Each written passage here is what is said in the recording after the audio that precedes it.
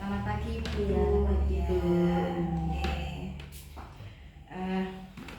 Perkenalkan ya Bu ya, nama saya Bukan Sumiji Rahayu. Ada yang bisa saya bantu Ibu? Iya, perkenalkan nama saya Nyonya Es, usia 30 tahun. Dan saya baru saja melahirkan 6 hari yang lalu Bu, anak pertama. Iya, baik. Ini ada yang Ibu keluhkan hari ini? Iya, merasa mudah lelah, mudah capek. Terus ada beberapa pantangan untuk makan. Jadi kadang nggak boleh makan ini, dilarang makan itu gitu. Mohon penjelasannya Bu. Oh iya, baik Ibu. Ini sebelumnya ini nanti kita makan kontrak waktu dulu ya Bu ya. Nanti sekitar 7 sampai 10 menit nih kontrak waktu kita hari ini. Ibu bersedia? Iya. Oh ya, baik. Tujuannya ya Bu ya, untuk sepintas kita memberikan tentang pendidikan nutrisi ibu menyusui, apa saja makanan yang bisa dikonsumsi, terus nanti kita bersama-sama belajar bersama nih untuk pentingnya gizi atau nutrisi selama ibu menyusui. Nah baik Ibu ya, ini saya mulai ya Bu ya. Terus tadi Ibu mengeluhkan ya, kalau Ibu mudah lelah, ada beberapa pantangan makanan yang tidak boleh dimakan. Contohnya apa saja Ibu yang tidak boleh dimakan? Nggak boleh makan ikan Ibu, katanya nanti biar nggak amis asinya gitu, biar bayi itu tidak beruntus alergi gitu, pas susui. Baik Ibu, jadi ini Ibu sudah paham belum dengan kebutuhan nutrisi selama Ibu menyusui itu? Belum. Baik. Ini langsung saja ya Bu ya. Untuk memberikan gambarannya bahwa manfaat nutrisi selama Ibu menyusui itu sangat penting sekali ya Bu ya. Yang pertama yaitu memenuhi kebutuhan nutrisi ibu dan bayi.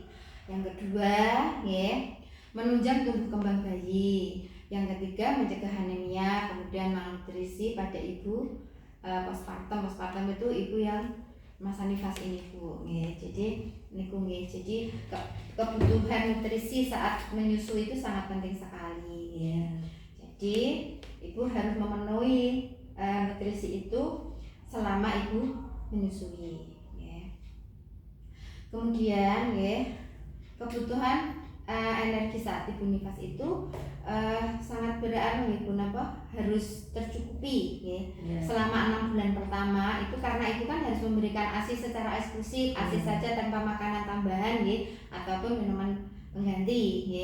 Ibu harus nutrisinya harus cukup. Untuk kebutuhan energinya jadi kebutuhan gizinya yang untuk energi, jadi karbohidratnya itu 500 mg per hari, 500 kal per hari. Bisa kalau kita ukur dengan piring itu sekitar 6 sampai 8 piring gitu. Bisa Ibu dilihat di sini Bu. Ini di yang kebutuhan ibu menyusui itu di sini di halaman ini ada kebutuhan ibu menyusui. Jadi 6 sampai piring, tapi yang paling adalah 6 piring dalam sehari ya Bu ya. Ini kebutuhan untuk energinya Kemudian ibu juga penting juga ibu untuk makan makanan yang beragam ya Bu ya. Makanan yang beragam yang mengandung karbohidrat beragam itu contohnya sampai di sini nih Bu. Jadi ada nasi, ada lauk pauknya, kemudian ada buah, ada sayurnya juga itu. Ada protein hewani juga protein nabati. Jadi sekali makan itu harus ada 2 macam protein Bu, ada protein hewani dan protein nabati. Paham ya Bu ya? Jadi tidak ada pantangan makan ikan. Ya memang kalau mungkin dari persepsi mbahnya itu tuh kalau makan ikan nanti katanya amis gitu tadi. Terus memang Bu kalau air susunya nanti kan agak amis karena makan ikan, karena Kalau yang baunya agak amis itu karena gizinya malah lebih tinggi Bu, kandungan proteinnya juga tinggi, ya. Paham ya Bu ya? Kalau ibu nanti kekurangan protein juga ini kan menyebabkan ibu kan juga lemes. Rasanya kan tidak ada zat yang untuk membangun, ini kan juga untuk membangun Bu, ya. Untuk membangun supaya sel-sel ibu yang kemarin itu rusak itu bisa tergantikan menjadi regenerasi, jadi ada tumbuh sel-sel yang baru sehingga ibu cepat pulih dan sehat, ya. Terus ibu ini juga fungsi makanan sumber vitamin A itu dari buah-buahan yang warnanya merah kekuningan, fungsinya untuk meningkatkan kandungan vitamin A dalam ASI, lebih menyebabkan bayi akan lebih kebal, kemudian dia juga jarang terkena infeksi Bu, kesehatan ibu lebih cepat pulih setelah melahirkan. Sumber makanan yang mengandung vitamin A yaitu niku kan kuning telur, jadi makanya kuning telur, kemudian mentega juga, hati, sayuran warna hijau tua dan warna kuning gitu. Contohnya apa Bu yang warna kuning sayuran? Wortel. Ya betul sekali Bu, tomat, kemudian nangka juga bisa ya Bu ya, dan juga enggak gitu. Selain itu ibu nifas juga harus mendapatkan kapsul vitamin A, kapsul vitamin A nya itu seperti kapsul vitamin A untuk anak balita itu Bu, nanti ibu mendapatkan 2 kapsul merah, diminum dalam jangka waktu 24 jam. Jadi hari ini jam 12 minum 1 misalkan, nanti besok jam 12 lagi minum 1 kapsul lagi, niku. Untuk yang apa Bu, nanti untuk selanjutnya ibu juga harus mengetahui juga kebutuhan cairan yang dibutuhkan selama nifas, yaitu fungsinya ya Bu ya, kebutuhan cairan tadi untuk memenuhi mengatur kelancaran metabolisme dalam tubuh, dalam tubuh anak, dalam tubuh penjenengan, itu agar ASINya nanti juga lebih banyak yang dihasilkan sehingga bayi cukup untuk menyusunya.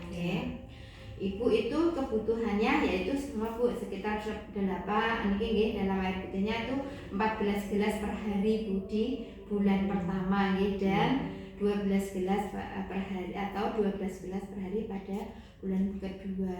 Jadi yang pertama itu 14 gelas per hari dalam 6 bulan pertama.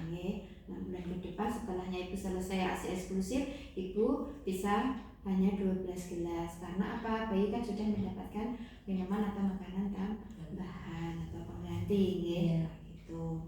Terus ya Bu ya, untuk itu ibu juga harus banyak mengkonsumsi zat besi, karena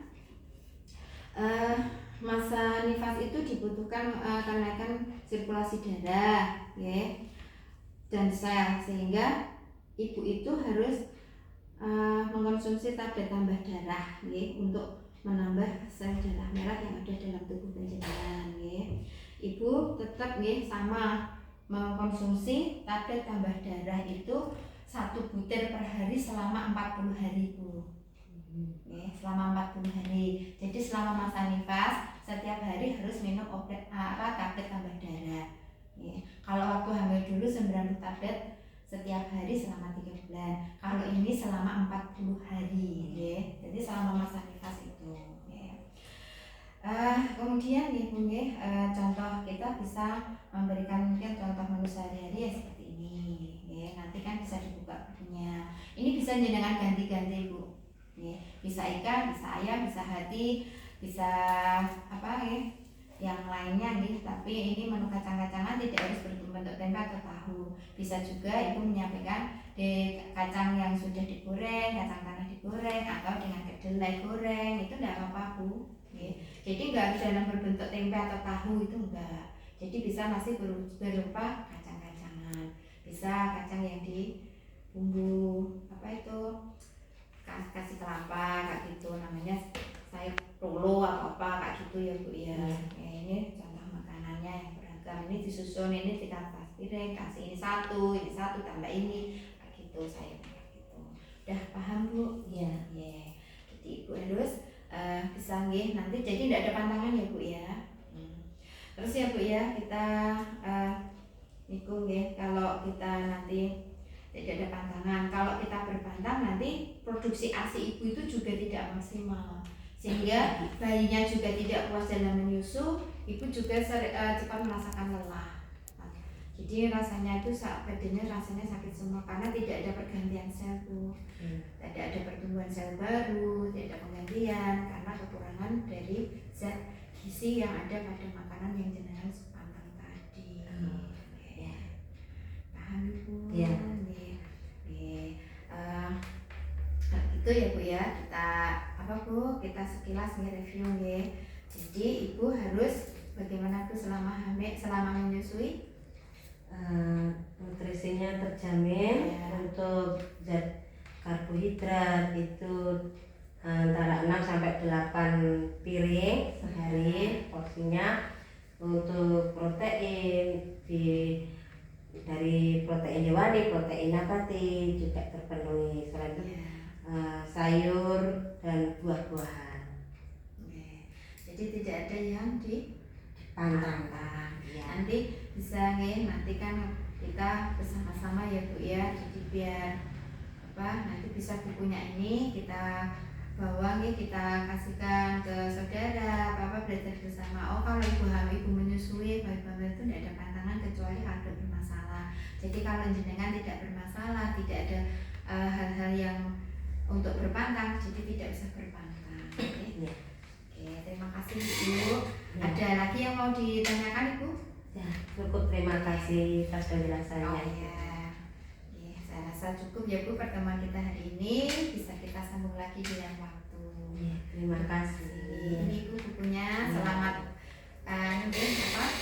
menikmati hari-harinya sama si kecil. Permisi Bu. Sehat selalu ya.